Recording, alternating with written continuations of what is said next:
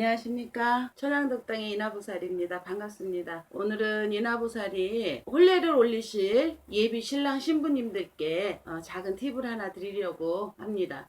우리 보면은 이제 결혼하기 전에 양가의 어른들을 모시고 상견례를 하지 않습니까? 그리고 상견례 후에 이제 식을 올리게 되는데, 이렇게 산 사람들끼리 상견례를 하는 것도 중요하지만 또 돌아가신 조상님들께 상견례도 합니다. 그래서 무속에서는 여탐굿이라고 하는 것이 있습니다. 여탐굿은 돌아가신 조상님들에 대한 상견례라고 보시면 돼요. 큰 목적은 여탐굿을 하면서 여러 가지 상황들 정리도 하고 뭐 이렇게 진행을 하는 방법은 많지만 주 목적은 양가 조상님들 합의입니다. 그래서 이 자손들이 잘 살게 해주십시오 하는 그런 의미인데, 어떤 분들이 주로 많이 하시냐면 점을 보러 다니셔 본 분들은 아마 이제 들으셨을 거예요. 그리고 공감하시는 분들도 많으실 건데, 일부 종사하기 어렵다고 들으신 분들도 있고, 또 부부가 서로 극하는 분들도 있습니다. 서로 이렇게 상생이 안 되고 극을 하는 분들도 있어요. 그런데 사랑이라는 것이 그렇게 뭐 눈에 콧코풀이 씌었으니까 하는 건데, 극을 한다 이렇게 보이지 않는 어떤 기운의 이야기를 했을 때 받아들이기 참 어렵죠. 그러나 또한 걱정이 되고 염려가 되는 것도 사실이에요. 그래서 그럴 때 부모님들이 해주시는 것이 여탄굿입니다. 내 자손들이 머리를 올리고 혼례를 하고 잘 살기 위해서. 그런데 여탄굿이라는 것이 그렇게 간단한 곳은 아닙니다. 상당히 규모도 있고 굉장히 중요하고 크고, 그래서 모든 분들이 다 하시기는 어려워요. 그런데 또 찝찝하지 않습니까? 나는 형편이 안 돼서 구순 못하는데 불안한 마음이 있는 그런 예비 신랑 신부님들께 조금이나마 소소하지만 또 다른 방법을 알려드리자면은, 양가의 조상님들 산에다가 모셨으면 산소를 찾아뵙고, 아니면 납골에 모셨으면 납골 땅으로 찾아가셔서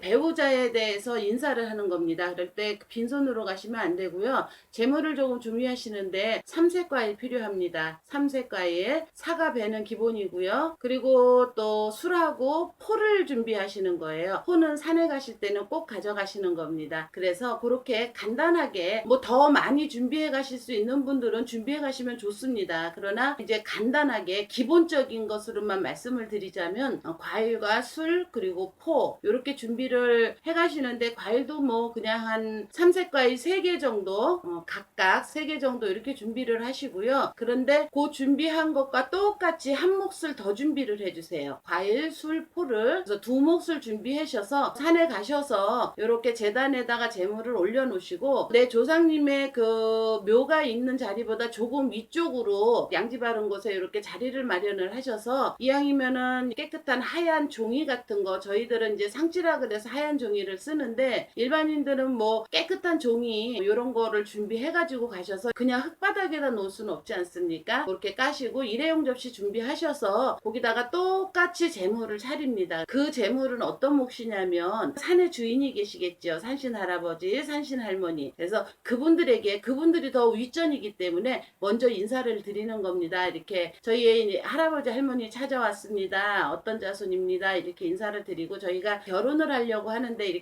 배우자를 하고 같이 인사를 왔습니다. 그러니 예쁘게 봐주십시오. 이렇게 인사를 간단하게 하시면 됩니다. 그리고 그 다음에 이제 내 조상님의 묘 앞에서 서로 같이 함께 절을 하시고, 어려운 말을 하려고 자꾸 하지 마시고요. 그냥 담백하게 솔직하게, 내 마음 할아버지 할머니 저 누굽니다. 제가 이렇게 언제 결혼하게 됐습니다 하고 배우자를 인사를 시키는 거예요. 제 짝입니다. 어느 가문에 뭐 누굽니다 하고 이렇게 인사를 드리고, 그 다음에 저희 이제 각오라든지 결혼할 때 우리는 어떻게 살자, 어떤 마음으로 살자, 이런 마음들이 있지 않습니까? 저희는 이렇게 살고 싶습니다. 저희는 이러이러한 사람들이 되고 싶습니다. 되겠습니다. 그러니 할아버지 할머니 도와주십시오. 이렇게 예쁘게 인사를 하시고, 이렇게 인사를 다 하신 뒤에는 또 이제 흠양하실 시간이 필요합니다. 재물을 올려놓은 것을 잠시 잠깐 묘를 등을 들리고 앉으셔서 두 분이 또 다른 뭐 충분히 대화들을 하셨겠지만 그곳에 가면은 마음이 틀려집니다. 그곳에서 또 우리 그래 앞으로 이렇게 살자 하고 좋은 서로의 다짐을 하는 거죠. 먹었던 마음을 다시 한번 다짐하는 시간을 잠깐 가지시고,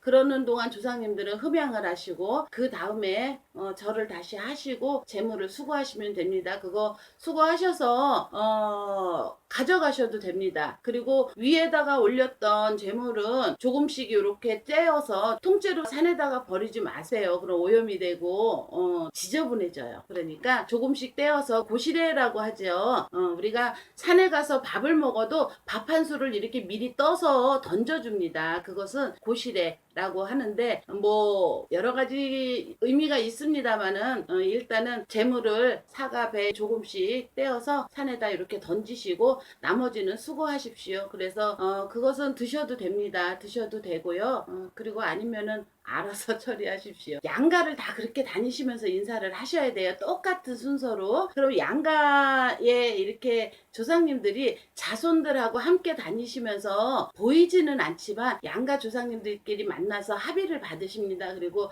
사돈하고 이렇게 인사들도 하시고, 아이고 이 아이들을 이렇게 잘 살게 우리가 도와줍시다 이러고 두 양가 조상님들이 합의를 보시고 좋은 기운을 또 불어 넣어 주십니다. 그런데 이것이 왜 중요하냐면, 제가 여태까지 경험한 바로는 여탕굿을 하시는 분들은, 평범하신 분들은 잘 안 하십니다. 뭔가 문제가 있는, 사주에 문제가 있든지 상황에 문제가 있든지 두려움이 있을 때 하시는데, 여탕굿을 하신 분과 안 하신 분들의 차이점이 극명하게 갈립니다. 예, 분명하게 갈리고요. 왜 그러냐면은 조상님들을 합의를 시켜 놓으면은 사실은 보이지 않는 기운으로 그분들이 많이 도와주십니다. 왜냐면 내게 인사를 왔던 자손들이고 내가 알고 있는 자손들이기 때문에, 그분들도 사는 사람들 세상에서 문제가 발생했을 때 아이고 이러면 안 되겠지, 이렇게 우리가 도와줄 수 있는 부분에 대해서는 좋은 기운을 넣어서 도와주십니다. 그래서 이혼율이 상당히 낮다고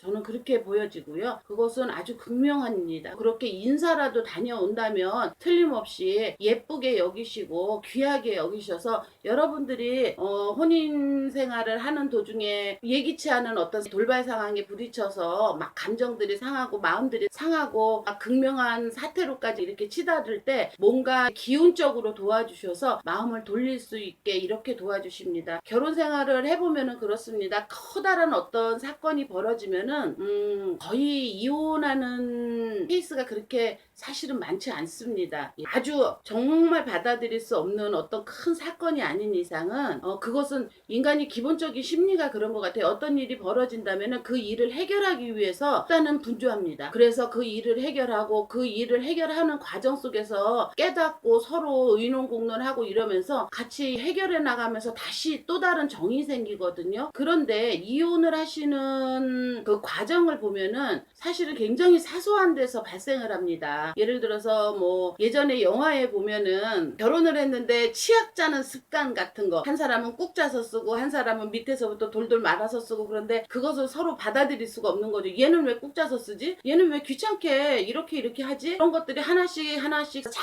작은 아주 소소한 것들이 쌓이면서 마음들이 상하고 나하고 맞지 않는다고 생각하고 이러면서 그런 것들이 자꾸 이제 스스로의 마음을 닫으면서 이혼까지 가게 되는 그런 과정을 겪는 것 같아요. 그런 케이스가 상당히 많습니다. 그러니까 사소한 부분에서 부딪히는 거예요. 그래서 이혼을 하는 건데, 그럴 때 많이 도와주실 겁니다. 여러분들 마음 안정하시는데도 조상님들이 도와줄 것이고, 어떤 보이지 않는 기운이 여러분들을 항상 보호해 주실 겁니다. 그리고 그냥 기본적으로 인간적으로 생각해도 어른들에게 인사드리는 게 나쁜 일은 아니지 않습니까? 그러니까 아주 당연한 거니까 아주 당연한 마음으로 조금 결혼식 하시기 전에 그렇게 먼저 어른분들 찾아뵙고 인사를 여쭈면, 여러분들이 백년가약을 맺고 백년해로를 함에 있어서 보이지 않는 기운이 여러분들을 틀림없이 도와주실 거라고 믿습니다. 예, 그리고 결혼 생활이라는 것은 서로가 신뢰와 믿음을 바탕으로 해서 사랑을 하는 것입니다. 그런데 신뢰와 믿음이 깨지면 사랑도 깨지게 되는 것입니다. 그러니까 서로가 서로에게 신뢰와 믿음을 쌓을 수 있는 그러한 분들이 되주시길 바라고요. 그래야만이 우리가 살아가면서 고난이라는 것이 없을 수는 없습니다. 그 어느 누구도. 그것은 재물과도 상관이 없는 거예요. 그럴 때 믿음과 신뢰를 쌓아놓은 부부라면은 틀림없이 어떠한 어려운 역경이 있어도 이겨낼 수 있을 거라고 저는 믿습니다. 여러분들의 배우자는 여러분들에게 오신 선물입니다. 하늘에서 내려주신 선물입니다. 그러니까 그 내게 온 하늘에서 내려주신 내게 온 선물의 모양이나 어떤 이런 가치를 내가 높일 수도 있는 거예요. 아주 작은 것도 내가 어떻게 쓰느냐에 따라서 작은 부품 하나가 기계를 돌리듯이 내가 이 사람의 커다란 어떤 무엇인가를 보는 게 아니고 그 사람의 장점이 있다면 그 장점을 살리고 그 장점에 초점을 맞춰서 좋은 쪽으로 받아들인다면 배우자에 대한 불만도 덜 생기겠죠. 그러니까 좋은 모습을 보려고 노력하시고 단점은 누구에나 있는 겁니다. 배우자만 있는 게 아니고 내게도 있는 것입니다. 그러니까 나의 단점 또한 생각하시면서 서로가 서로에게 단점을 보완해주는 그런 배우자들이 되시기를 바라고요.